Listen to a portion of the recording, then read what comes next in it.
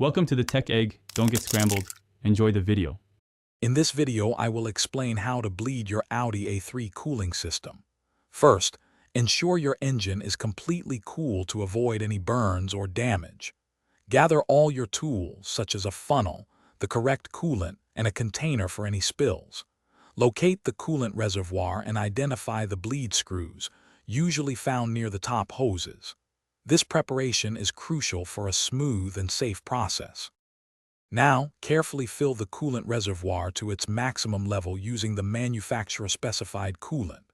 As you pour, open the bleed screws to allow any trapped air to escape. Keep an eye on the coolant level and continue filling until it stabilizes. Gently squeeze the upper and lower radiator hoses several times.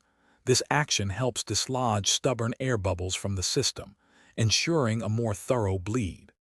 With the reservoir cap off and bleed screws open, start your engine and let it run until it reaches its normal operating temperature.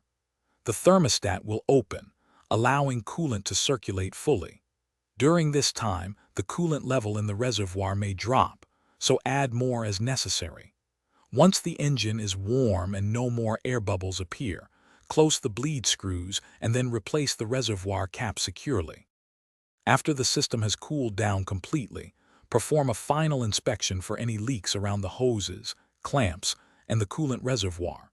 Take your Audi A3 for a short drive, then allow the engine to cool again. Recheck the coolant level in the reservoir and top it off if needed.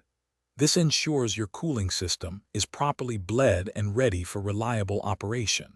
And remember to check the description below for a link to the Shark AI Ultra Robot Vacuum, along with other great deals.